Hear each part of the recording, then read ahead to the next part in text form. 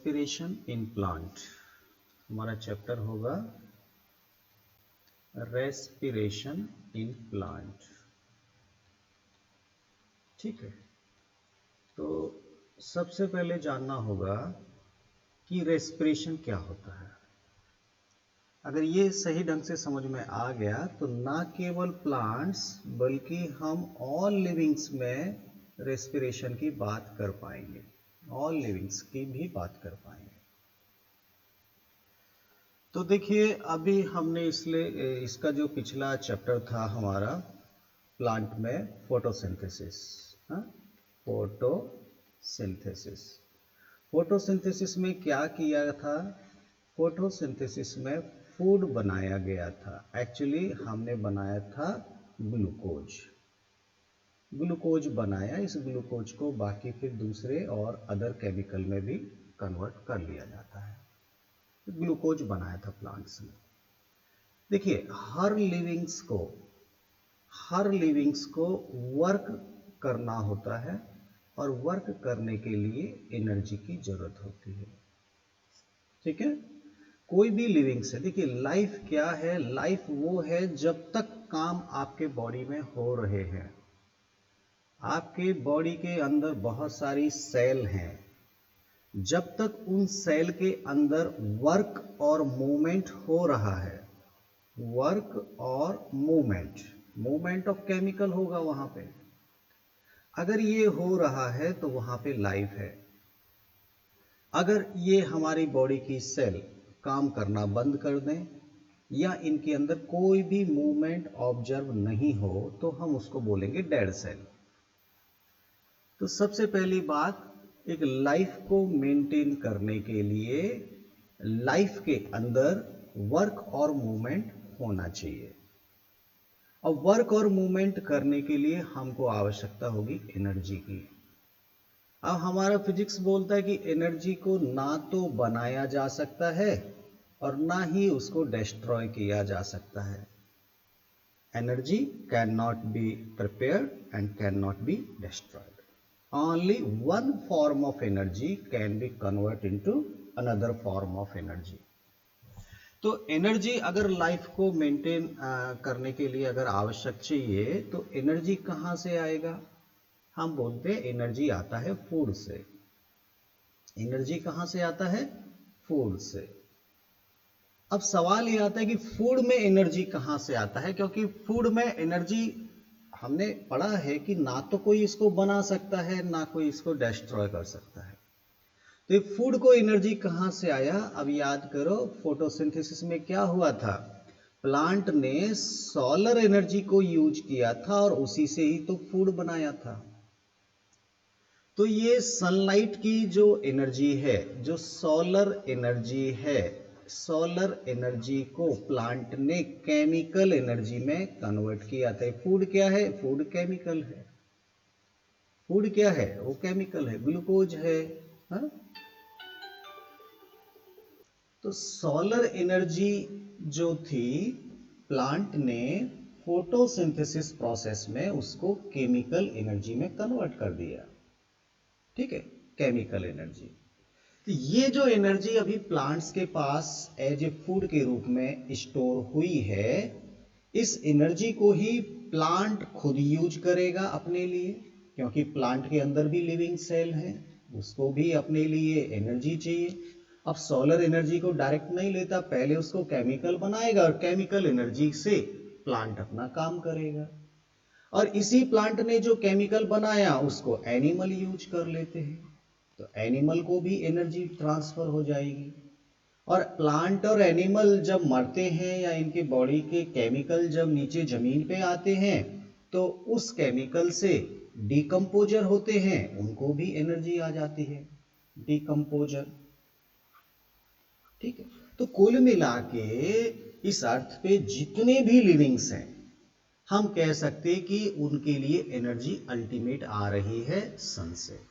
सन की एनर्जी ही पहले केमिकल में कन्वर्ट हुई, वही केमिकल प्लांट ने भी यूज किया, वही केमिकल एनिमल ने भी यूज किया, वही जितने भी माइक्रोब जिस दुनिया में हैं वही एनर्जी का इस्तेमाल कर रहे हैं।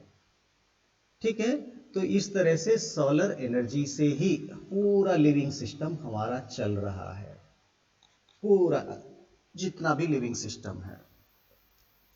तो अब सवाल ये आता है कि आखिर कोई भी लिविंग इस फूड से एनर्जी कैसे लेता है, क्योंकि ये फूड तो बना लिया फोटोसिंथेसिस में, ठीक है, फूड तो बन गया फोटोसिंथेसिस में। फोटोसिंथेसिस में क्या हो गया, फोटोसिंथेसिस में सोलर एनर्जी से केमिकल एनर्जी बन गई। अब सवाल ये आता है कि क्या इस केमिकल एनर्जी को लिविंग से डायरेक्ट इस्तेमाल कर पाएगा, लिविंग इसको यूज करेगा तो कैसे करेगा, आखिर उसको एनर्जी कैसे मिलेगी। तो यहां पर जो केमिकल बनाया गया, इस केमिकल में आप देखिए यहां पे हुआ क्या था, फोटोसिंथेसिस में CO2 प्लस H2O ने बनाया था C6H12O6। मतलब यहाँ पे कार्बन और कार्बन के मॉलिक्यूल ने बॉन्ड बनाया था, 1 2 3 4 5 6, और यहाँ पर हाइड्रोजन और ऑक्सीजन जुड़ी हुई हैं, इस तरह से हाइड्रोजन ऑक्सीजन जुड़ी हुई है। तो ये जितने भी बॉन्ड बन रहे हैं, एक्चुअली इसको और इसको जोड़कर यहाँ इनपुट हुआ था एनर्जी का, एनर्जी यूज हुई थी, उस एनर्जी का इस्तेमाल करके ये बॉन्ड बनाए गए थे। ये बॉन्ड, इसका मतलब हम कह सकते हैं कि इस केमिकल में अगर एनर्जी स्टोर है तो इन बॉन्ड के अंदर वो एनर्जी स्टोर है। अगर कोई इन बॉन्ड को तोड़ेगा तो एनर्जी रिलीज होगी, एनर्जी क्या होगी, रिलीज होगी। और इस रिलीज एनर्जी से कोई भी लिविंग्स अपने लिए वर्क कर सकता है, अपना मूवमेंट कर सकता है, अपना फंक्शन कर सकता है। तो रेस्पिरेशन केवल यही एक प्रोसेस है। रेस्पिरेशन क्या है, रेस्पिरेशन एक ऐसी प्रोसेस है जिसमें फूड को तोड़कर एनर्जी निकाली जाएगी। फूड को तोड़कर एनर्जी निकालने की जो प्रोसेस है वो रेस्पिरेशन कहलाता है, ठीक है।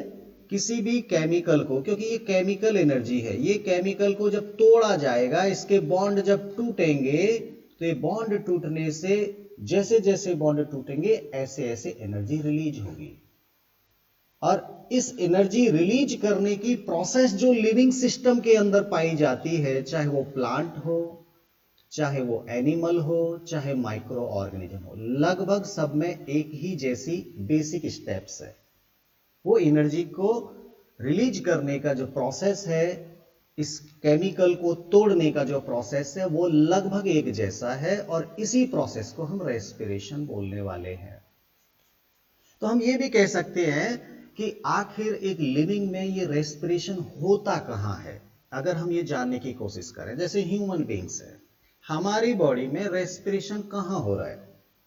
हम प्लांट की बात करें, प्लांट में रेस्पिरेशन कहाँ हो रहा है। हम बात करें एक बैक्टीरिया की, बैक्टीरिया में रेस्पिरेशन कहाँ हो रहा है। हाँ, तो ये चीज हमको जानना है। अब ये बात तो कंफर्म हो गई कि हर लिविंग में रेस्पिरेशन होगा, चाहे वो प्लांट है, चाहे वो एनिमल है, चाहे वो माइक्रो ऑर्गेनिज्म है, सबके अंदर रेस्पिरेशन होना ही है।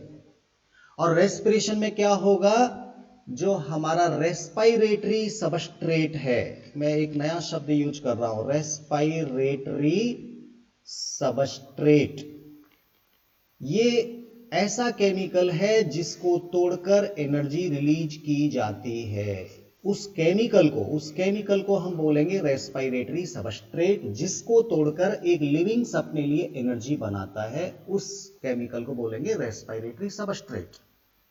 अब ये क्या हो सकता है, जनरली रेस्पिरेटरी सबस्ट्रेट हमारा होता है ग्लूकोज, लेकिन कई बार हम प्रोटीन से भी एनर्जी निकालते हैं, कई बार हम फैट और लिपिड से भी एनर्जी निकालते हैं, तो ये भी रेस्पिरेटरी सबस्ट्रेट होते हैं। ध्यान देना, प्रोटीन से भी एनर्जी निकाली जाती है, फैट से भी एनर्जी निकाली जाती है, लेकिन एक जनरल हम बात करेंगे इस चैप्टर में कि ग्लूकोज को तोड़कर एक लिविंग कैसे एनर्जी निकालता है।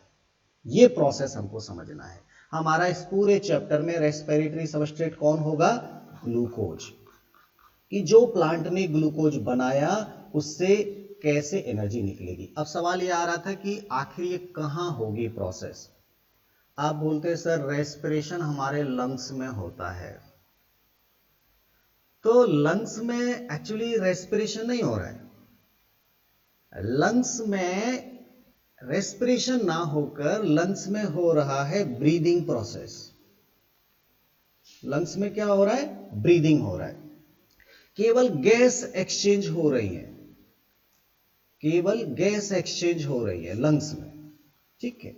अब आप बोलते कि सर लंग्स में रेस्पिरेशन हमने बचपन से सुना, तो भैया प्लांट के पास तो लंग्स होते ही नहीं है, क्या वो रेस्पिरेशन नहीं करेगा? भाई प्लांट भी तो रेस्पिरेशन करेगा, एनिमल भी रेस्पिरेशन करेगा। कई एनिमल में तो लंग्स नहीं होते बल्कि गिल्स होते हैं, कई में स्किन होता है, और माइक्रो ऑर्गेनिज्म में क्या होता है? सेल मेम्ब्रेन है बस केवल, हाँ सेल मेम्ब्रेन। तो क्या ये रेस्पिरेशन हर लिविंग को करना है रेस्पिरेशन?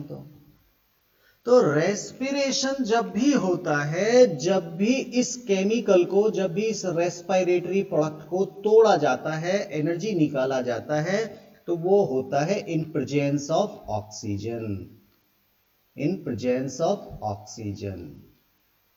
फूड को तोड़ने की प्रोसेस ऑक्सीजन की प्रेजेंस में होती है, और ऑक्सीजन उपलब्ध कराने वाले ऑर्गन होते हैं लंग्स या गिल्स या सेल मेम्ब्रेन, या फिर डायरेक्ट सेल अपनी सेल मेम्ब्रेन से ही ऑक्सीजन लेगी। तो ऑक्सीजन की प्रेजेंस में ये फूड टूटने वाला है। हालांकि कुछ ऐसे भी माइक्रो ऑर्गेनिज्म देखे गए हैं जो बिना ऑक्सीजन के भी फूड को तोड़कर एनर्जी निकाल लेते हैं। हालांकि वो एनर्जी बहुत कम निकलेगी लेकिन निकाल लेते हैं। तो यहां पर हम रेस्पिरेशन के जब टाइप्स पढ़ेंगे तो एरोबिक रेस्पिरेशन बात करेंगे, हम अनएरोबिक रेस्पिरेशन बात करेंगे। एरोबिक रेस्पिरेशन ऐसा रेस्पिरेशन जो इन प्रेजेंस ऑफ ऑक्सीजन होता है, और अनएरोबिक रेस्पिरेशन की बात करेंगे in presence of, in absence of oxygen होता है। अगर ऑक्सीजन नहीं है तो अनएरोबिक रेस्पिरेशन, अगर ऑक्सीजन है तो एरोबिक रेस्पिरेशन, ठीक है। बार बार सवाल वही आ रहा है, सर ये रेस्पिरेशन होगा कहां? फिर लंग्स में होगा कि गिल्स में होगा कि सेल मेम्ब्रेन करेगी? कौन करेगा रेस्पिरेशन? भाई वो केमिकल जहां है वहीं तो टूटेगा।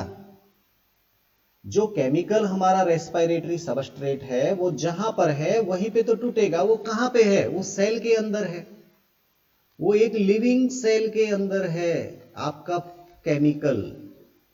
तो इसका मतलब ये रेस्पिरेशन जो होगा वो सेल के अंदर ही होगा, इसलिए इसको हम बोलते हैं सेलुलर रेस्पिरेशन। वर्क किसको करना है? वर्क करना है सेल को। एक लिविंग में पूरी बॉडी लिविंग की किस चीज से बनी है? सेल से बनी है। वर्क कहां होना है? सेल के अंदर होना है। इसका मतलब एनर्जी कहां निकालनी है? सेल के अंदर निकालनी है। तो जो भी रेस्पिरेशन अगर सेल के अंदर एनर्जी निकालनी है तो सेल के अंदर ही ये पूरा काम होगा, यहीं पर वो केमिकल होगा जिसको तोड़ा जाएगा और एनर्जी निकाली जाएगी।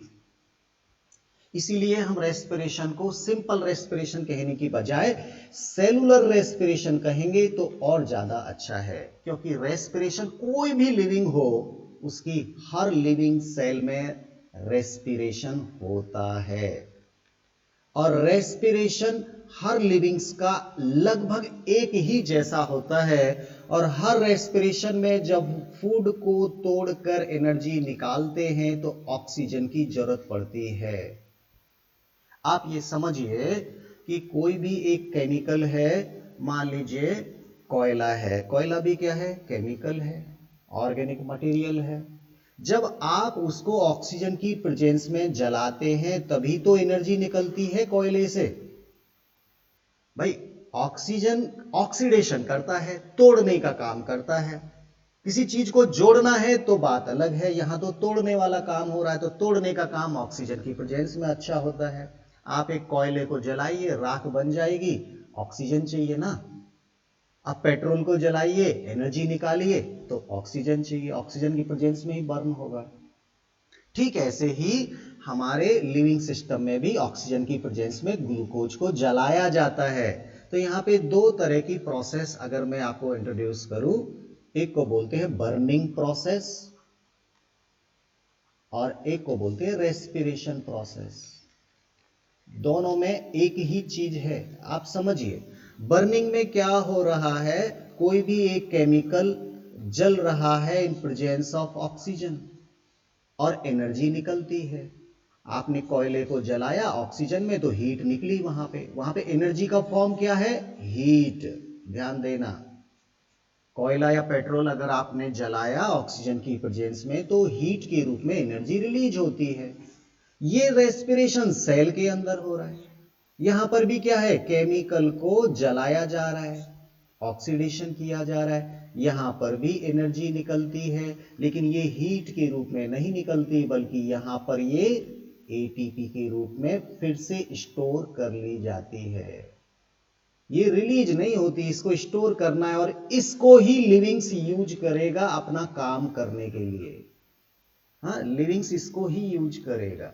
तो हमको तो इस फूड से ये एनर्जी निकालना है, किसके रूप में स्टोर करना है उस एनर्जी को, एटीपी के रूप में।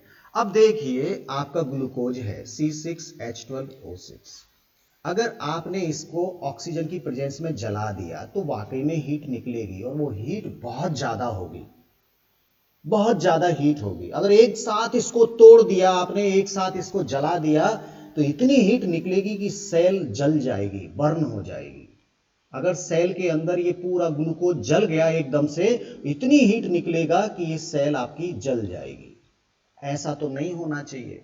हमको क्या करना है, इसको स्टेप बाय स्टेप धीरे धीरे धीरे धीरे तोड़ना है। पहले एक ये निकालेंगे, फिर थोड़ा सा और तोड़ लेंगे, फिर थोड़ा सा और तोड़ लेंगे, बहुत धीरे धीरे स्टेप बाय स्टेप इसको तोड़ना पड़ेगा, ताकि और जो भी एनर्जी हर स्टेप पे निकलेगी उससे एटीपी बना के उसको रख लेंगे, एटीपी बनाते जाएंगे, एटीपी बनाते जाएंगे और फाइनली इसको तोड़ तोड़ कर कार्बन डाइऑक्साइड और पानी बना दिया जाएगा। और ये जितने भी स्टेप्स होने, धीरे धीरे स्टेप बाय स्टेप जब ये ब्रेक डाउन होगा, ये पूरा केमिकल प्रोसेस एंजाइम्स के कंट्रोल में रहेगा। एंजाइम्स इस पूरी प्रोसेस को कराएंगे। इसीलिए हमारी सेल में बहुत ज्यादा एनर्जी एक साथ कभी भी रिलीज नहीं होती, बहुत स्टेप बाय स्टेप उसको धीरे धीरे धीरे धीरे तोड़ा जाता है और जैसे जैसे एनर्जी उसमें से निकलती जाएगी उस एनर्जी से एटीपी बना लिया जाता है। पूरी कंप्लीट एंजाइमेटिक प्रोसेस होती है break down of chemical. Respiration, अगर हम इन दोनों में एक कंपेयर करें तो बर्निंग में भी केमिकल टूट के एनर्जी बनाता है, रेस्पिरेशन में भी केमिकल टूट के एनर्जी बनाता है। यहां एनर्जी हीट के रूप में लॉस हो जाती है, लेकिन यहां एनर्जी को एटीपी के रूप में इकट्ठा कर लिया जाता है। यहां एक साथ ब्रेक डाउन होता है केमिकल का, यहां स्टेप बाय स्टेप धीरे धीरे ब्रेक डाउन होता है। यहां पे एंजाइम्स का कोई रोल नहीं होता, रेस्पिरेशन में एंजाइम्स की प्रेजेंस में ही ब्रेक डाउन होता है। तो बर्निंग या कंब्यूशन आप इसको बोल सकते, कंब्यूशन, और भी थोड़ा सा बढ़िया शब्द आ जाएगा, कंब्यूशन। कंब्यूशन और रेस्पिरेशन लगभग एक ही बात है। ये आउटसाइड ऑफ द सेल हो रहा है, ये इनसाइड ऑफ द सेल हो रहा है।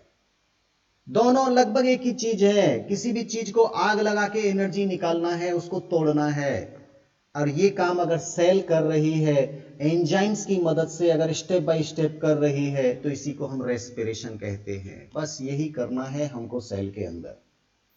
तो हम बात करते हैं कि प्लांट ने बनाया फोटोसिंथेसिस में फूड।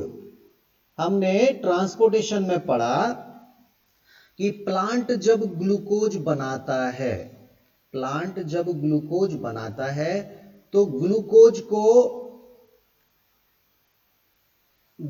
को सुक्रोज में कन्वर्ट करता है, हाँ सुक्रोज में, और ये सुक्रोज को फ्लोएम लेके जाता है हर लिविंग सेल तक, फ्लोएम लेके जाएगा हर लिविंग सेल तक। क्योंकि प्लांट की हर सेल ग्लूकोज नहीं बनाती, प्लांट की केवल ग्रीन सेल ही ग्लूकोज बनाती हैं, लेकिन फूड तो हर लिविंग सेल को चाहिए। ध्यान देना, ये बहुत इंपॉर्टेंट है। अगर प्लांट की रूट सेल वो लिविंग है, हाँ, स्टेम सेल वो लिविंग है, फ्रूट वो लिविंग है, क्या इन लिविंग सेल को एनर्जी नहीं चाहिए? इनको भी चाहिए। तो एनर्जी चाहिए तो इनके पास फूड होना चाहिए ना, इन सेल के पास।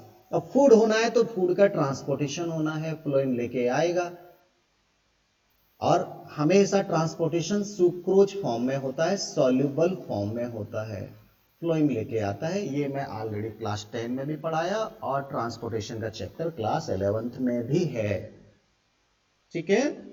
तो प्लांट के अंदर भी ट्रांसपोर्टेशन होता है, तभी तो हर लिविंग्स के पास फूड पहुंचता है, हर लिविंग सेल के पास फूड पहुंचता है। अब सेल के पास पहुंच गया, मान लीजिए ग्लूकोज, सेल के पास क्या पहुंच गया? ग्लूकोज। ये इसका न्यूक्लियस और बाकी सेल ऑर्गेनेल, ये ग्लूकोज पहुंच गया। अब इस सेल को अपना वर्क करना है तो एनर्जी चाहिए, एनर्जी चाहिए तो इस ग्लूकोज को तोड़ेगी सेल। तोड़ने के लिए क्या चाहिए? इसके पास एंजाइम्स चाहिए। अब ये एंजाइम इस ग्लूकोज को कैसे कैसे तोड़ते हैं, यही समझना है, यही रेस्पिरेशन है, यही चैप्टर है, बस और कुछ नहीं है, यही रेस्पिरेशन है। हाँ, अब सवाल ये आता है कि ये तोड़ेगी तो सही, लेकिन यहां पे ऑक्सीजन होना चाहिए। यहां पे क्या होना चाहिए? ऑक्सीजन होना चाहिए, तभी तो टूटेगा। अगर कोयले को आप जलाओगे तो वहां ऑक्सीजन होगी तो बढ़िया से जलेगा, अच्छी हीट निकालेगा। अगर वहां कम ऑक्सीजन होगी तो धुआं धुआं निकालेगा, बहुत कम हीट निकलेगी। तो हर एक लिविंग सेल में भी वही है कि अगर वहां ऑक्सीजन होगी तो आसानी से ये ग्लूकोज टूट जाएगा और बहुत अच्छी मात्रा में आपको एटीपी मिल जाएगी। तो ये ऑक्सीजन हर सेल तक कैसे पहुंचती है, ये भी हमको समझना है। प्लांट के अंदर लंग्स तो है नहीं, कोई ब्लड सर्कुलेशन भी नहीं है। तो एक प्लांट की अगर हम बात करें, एक प्लांट की अगर हम बात करें तो आप देखिए, ये इसकी रूट्स मान लीजिए हो गई, ठीक है, ये इसकी लीव्स वगैरह हो गई। अब ये लीव्स जो हैं इसकी, यहां पे तो स्टोमेटा होते हैं और एयर यहां पर लगातार आती रहती है लीफ के अंदर। लीफ की अगर हम बात करें तो यहां स्टोमेटा है और स्टोमेटा से एयर लगातार अंदर आती है। तो हर एक मीजोफिल सेल जो पत्ती के अंदर लिविंग सेल हैं, वो इस एयर से ऑक्सीजन ले सकती हैं, नंबर 1। यहां इन सेल को ऑक्सीजन की कोई प्रॉब्लम नहीं है, हर सेल तक ऑक्सीजन पहुंच जाएगी, कोई बात नहीं। अगर ये स्टोमेटा से भी एयर अंदर नहीं आई तो भी जब ये फोटोसिंथेसिस करती हैं सेल, तो ये तो खुद ही ऑक्सीजन रिलीज करती हैं, इसी ऑक्सीजन में से कुछ ऑक्सीजन का इस्तेमाल कर लेंगी। तो लीफ के अंदर ऑक्सीजन की कभी कमी नहीं पड़ने वाली, ध्यान देना। ऑक्सीजन तो यहां पर स्टोमेटा से भी आएगा और खुद सेल भी ऑक्सीजन बना रही है, इसलिए लीफ की सेल को ऑक्सीजन की कभी भी कमी नहीं रहेगी। सवाल आता है स्टेम में क्या होगा? स्टेम में क्या होगा? आप देखिए, प्लांट का मोस्ट ऑफ पार्ट अंदर की बात करते हैं तो ये पार्ट पूरा डेड सेल से बना है, ये मरी हुई सेल है। मरी हुई सेल को क्या रेस्पिरेशन की जरूरत है? कोई जरूरत नहीं है, रेस्पिरेशन तो हमेशा लिविंग सेल ही करती हैं। तो अंदर की जो सेल हैं, इनको तो कभी भी ऑक्सीजन की जरूरत पड़ने वाली ही नहीं है। इनको तो ऑक्सीजन क्या, इनको रेस्पिरेशन भी नहीं करना है। केवल ये जो पेरिफेरल पार्ट है, यहां पे जो सेल हैं, केवल ये ही रेस्पिरेशन करती हैं, यही लिविंग सेल होती हैं। इसलिए इनको कम ऑक्सीजन की जरूरत है, आसानी से ऑक्सीजन मिलेगा। कैसे मिलेगा? यहां पर कुछ जो एपिडर्मल होता है, एपिडर्मल टिश्यू होता है, वहां पे कुछ स्पेशल सेल होती है जो फट जाती हैं और क्रैक्स बन जाते हैं, स्टेम के अंदर क्रैक बन जाते हैं, दरार खांच सी बन जाती हैं। तो वो जो सेल है जिन्होंने इन दरार को, खांच को बनाया, क्रैक को बनाया, उनको बोलते हैं लेंटी सेल। तो लेंटी सेल पाए जाते हैं स्टेम पर। स्टेम की जो एपिडर्मिस है, उसके बीच बीच में छोटे छोटे पोर, छोटे छोटे क्रैक्स पाए जाते हैं, जिनको हम लेंटी सेल बोलते हैं। और लेंटी सेल से हवा अंदर जाएगी और अंदर का टिश्यू एकदम पैरेन्काइमा टिश्यू है, लूज टिश्यू है। अब मान लीजिए इधर से हवा आ रही है तो ये लगभग हर सेल तक पहुंच जाएगी, लगभग हर सेल तक ये एयर पहुंच जाती है। तो डायरेक्ट प्लांट में हर लिविंग सेल को अपना ऑक्सीजन खुद लेना पड़ता है। क्यों? क्योंकि यहां ट्रांसपोर्टेशन सिस्टम नहीं है एयर का, और जितनी भी लिविंग सेल है वो केवल पेरिफेरल एरिया में ही पाई जाती हैं। ये पेरिफेरल एरिया है, यहीं पे लिविंग सेल है, इन्हीं को चाहिए ऑक्सीजन, अंदर तो चाहिए ही नहीं। और बहुत कम मात्रा में एक सेल से दूसरी सेल को डिफ्यूज होकर भी ऑक्सीजन जा सकती है अगर जरूरत है तो। बहुत कम डिफ्यूजन यहां देखने को मिल सकता है, ऑक्सीजन यहां पे डिफ्यूज होके भी ट्रांसफर होती है, लेकिन बहुत नेग्लिजिबल, कोई ज्यादा नहीं है। लगभग हर सेल को तो अपना ऑक्सीजन खुद लेना होता है। तो स्टेम में लेंटिसेल है, लीफ के अंदर स्टोमेटा है। अब बात है कि रूट के अंदर क्या है। रूट तो जमीन के अंदर भी बंद है। क्या इन रूट सेल को ऑक्सीजन नहीं चाहिए? इनको भी चाहिए, तभी तो रेस्पिरेशन होगा। तो ध्यान देना, यहाँ जो सॉइल पार्टिकल्स होते हैं, इन सॉइल पार्टिकल्स के बीच में एयर आती है और लगभग हर सेल को ऑक्सीजन अपना खुद लेना पड़ता है। और ये अंदर पेरेन्काइमा टिश्यू होने से थोड़ा बहुत डिफ्यूज भी होंगी, और केवल लिविंग सेल को जो पेरिफेरल एरिया में है उनको भी एयर की जरूरत पड़ती है।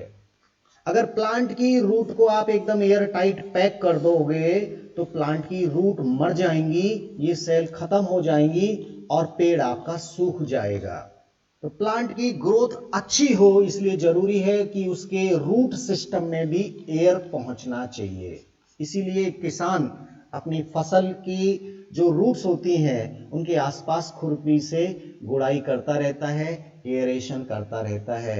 और हमारी जो चींटी हैं, चींटा हैं, छोटे छोटे कीड़े हैं, वो लगातार पेड़ की जड़ों पे कुछ ना कुछ वहां पे सॉइल को परफोरेशन करते रहते हैं, लूज करते रहते हैं, जिनसे हवा लगभग सॉइल के अंदर पहुंचती रहती है। तो एयर का पहुंचना बहुत जरूरी है, हर लिविंग सेल के पास ऑक्सीजन का पहुंचना जरूरी है, तभी रेस्पिरेशन होगा। ध्यान देना, रेस्पिरेशन में हमेशा हमेशा ऑक्सीजन का इस्तेमाल होगा। और जब ग्लूकोज टूटेगा, जब ग्लूकोज ऑक्सीजन की प्रेजेंस में टूटेगा तो कार्बन डाइऑक्साइड और पानी निकलता है। तो रेस्पिरेशन चाहे प्लांट में हो, रेस्पिरेशन चाहे एनिमल में हो, रेस्पिरेशन चाहे माइक्रो ऑर्गेनिज्म में हो, हमेशा ऑक्सीजन का इस्तेमाल होता है और कार्बन डाइऑक्साइड गैस रिलीज होती है। प्लांट भी जब रेस्पिरेशन करते हैं तो ऑक्सीजन यूज करते हैं और कार्बन डाइऑक्साइड गैस रिलीज होती है। कंसेप्ट क्लियर कर लेना, हर एक लिविंग्स रेस्पिरेशन में ऑक्सीजन का इस्तेमाल करता है और कार्बन डाइऑक्साइड निकलती है। सवाल यह आता है कि प्लांट में अगर ऑक्सीजन को ट्रांसफर करने वाला सिस्टम नहीं है, एक ब्रीदिंग सिस्टम अगर नहीं है, तो भी काम कैसे चलता है? नंबर वन, एनिमल को तो बहुत एनर्जी की जरूरत है क्योंकि वो दौड़ता रहता है, भागता रहता है। प्लांट एक ही जगह खड़ा रहता है, इसलिए उसको एनर्जी कम चाहिए, नंबर वन।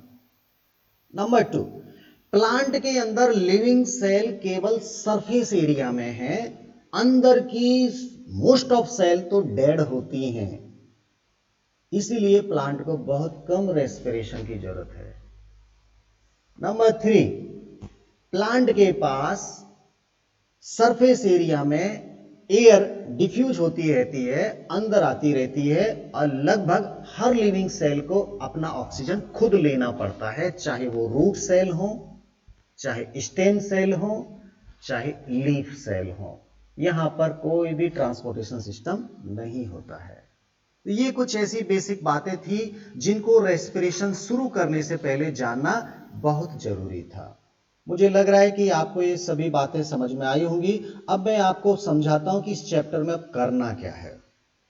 सबसे पहली बात तो क्लियर हो गई कि रेस्पिरेशन जो होना है, ये रेस्पिरेशन होना है एवरी लिविंग सेल के अंदर। एवरी लिविंग सेल, हर एक लिविंग सेल के अंदर ये काम होता है, चाहे प्लांट हो या एनिमल हो या कुछ भी हो। नंबर टू, यहां पे बात एक कंफर्म हो गई कि यहां पर ऑक्सीजन का इस्तेमाल होगा और यहां CO2 गैस रिलीज होगी।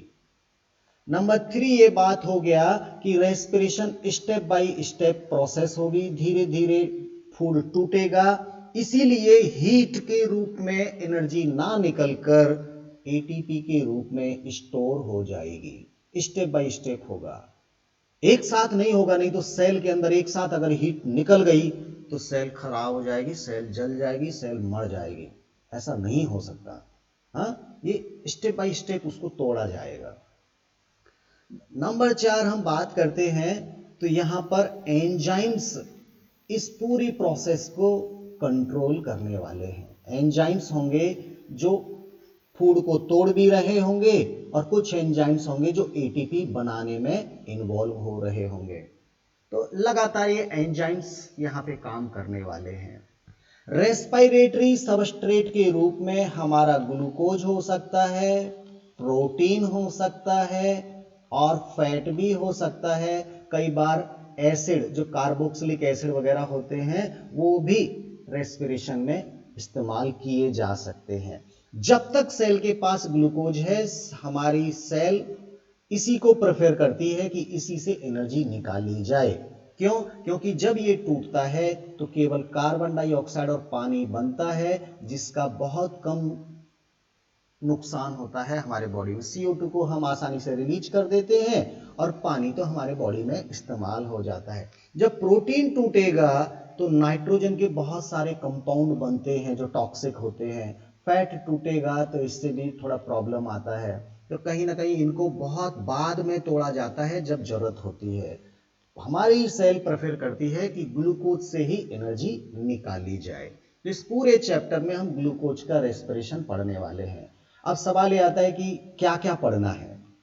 देखिए, सबसे पहले क्या होने वाला है, सबसे पहले ग्लूकोज जो होगा ये सेल के पास पहुंच गया। अब मैं सीधा डायरेक्ट यही बात कर रहा हूं, सेल के पास पहुंचा, ये पहुंच गया है सेल के साइटोप्लाज्म में, सेल के साइटोप्लाज्म में पहुंच गया और यहां पर इसको दो टुकड़े में तोड़ दिया जाएगा। दो टुकड़े बनेंगे आपके पाइरुवेट के या पाइरुविक एसिड के, पाइरुविक एसिड, ठीक है।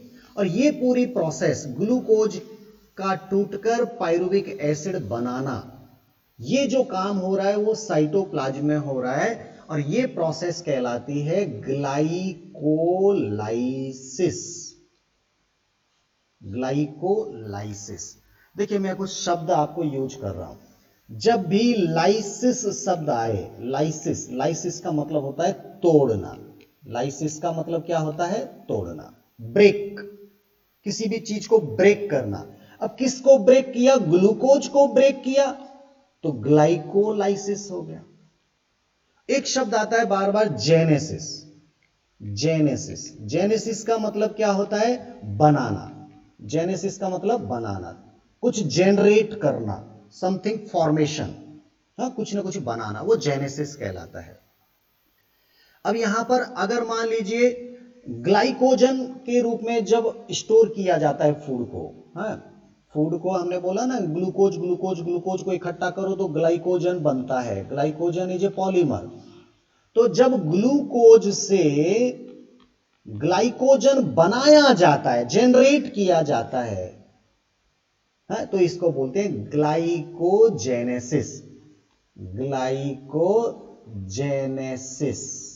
ग्लाइकोजन का बनना। तो ग्लाइकोलाइसिस अलग है, ग्लाइकोजेनेसिस अलग है।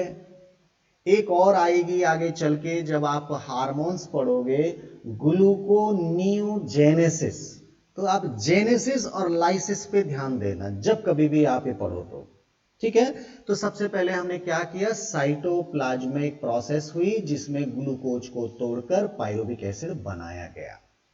ये जो ग्लाइकोलाइसिस है ये हर लिविंग्स में होती है, ईच एंड एवरी लिविंग, चाहे वो बैक्टीरिया है, चाहे वो प्लांट है, चाहे वो एनिमल है, ये प्रोसेस तो सब में होना ही होना है।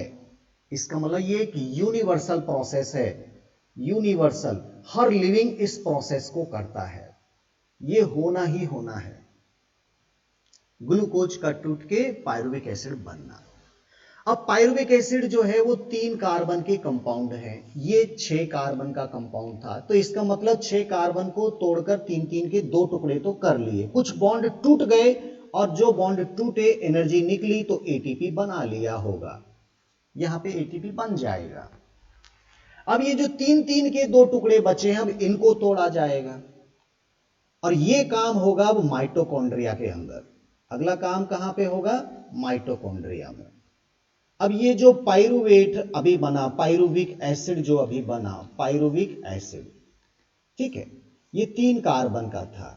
अब ये भेज दिया गया माइटोकॉन्ड्रिया में। ये कहां चला गया? माइटोकॉन्ड्रिया में। और वहां पे स्पेशल एंजाइम्स हैं और वो इस पाइरुविक एसिड को तोड़ तोड़कर फाइनली बनाने वाले हैं कार्बन डाइऑक्साइड और वाटर। तीन तीन वालों को भी तोड़ के कार्बन डाइऑक्साइड और वाटर बनाएंगे, माइटोकॉन्ड्रिया के अंदर होगा। और ये जो काम होगा इसको हम बोलते हैं Krebs cycle. Krebs cycle, actually Krebs नाम के साइंटिस्ट ने बताया कि ये कैसे कैसे धीरे धीरे धीरे धीरे टूटेगा और फाइनली CO2 और H2O बनेगा, ये क्रेब्स साइकिल। अब जब क्रेब्स साइकिल और ग्लाइकोलाइसिस हो गया, ग्लूकोज बिल्कुल कार्बन डाइऑक्साइड और H2O में टूट गया, तो इस टूटने के दौरान कुछ ऐसे केमिकल कंपाउंड भी बने थे जिनका इस्तेमाल एटीपी बनाने के लिए किया जाएगा। जैसे कि यहां NADH2 बनेगा, यहां FADH2 बनेगा। ये नाम अब आपके लिए नए नहीं होंगे, हाँ, थोड़ा सा आपने फोटोसिंथेसिस में पढ़ा था, NADH2 बना था वहां पे। ऐसे ही कुछ केमिकल कंपाउंड यहां पर भी बनेंगे और इनसे जब एटीपी बनाई जाएगी तो यहां पर एक प्रोसेस होगी जिसे बोलते हैं ETS process. ETS, electron transport system. तो यहां पर हमको पूरा रेस्पिरेशन केवल 3 प्रोसेस में समझना है। हमको पूरा रेस्पिरेशन समझ में आ जाएगा अगर ये 3 प्रोसेस स्टेप बाय स्टेप हमको समझ में आएंगी। सबसे पहले क्या करेंगे? हम ग्लाइकोलाइसिस करेंगे, ठीक है। जब ग्लाइकोलाइसिस हो जाएगा फिर हमको क्रेब्स साइकिल करना है, क्रेब्स साइकिल। क्रेब्स साइकिल हो जाएगा तो फिर क्या करना है? ETS करना है। ETS हमको क्या देने वाला है? ATP देने वाला है। ATP हमको मिल जाएगा। यहां पर भी ATP कुछ डायरेक्ट बनेंगी, यहां पर भी ATP कुछ डायरेक्ट बनेंगी, लेकिन यहां पर कुछ ऐसे कंपाउंड बनेंगे, वो कंपाउंड बाद में ETS करेंगे और हमको ATP मिलेगा। तो step by step enzymatic process, बहुत कंट्रोल्ड वे में रेस्पिरेशन होने वाला है। एक एक प्रोसेस इसका बहुत इंपॉर्टेंट है, ढंग से समझना है ताकि आपको कोई प्रॉब्लम ना आए, ठीक है। तो आज का क्लास तो यहीं खत्म करेंगे, कल हम शुरू करेंगे ग्लाइकोलाइसिस।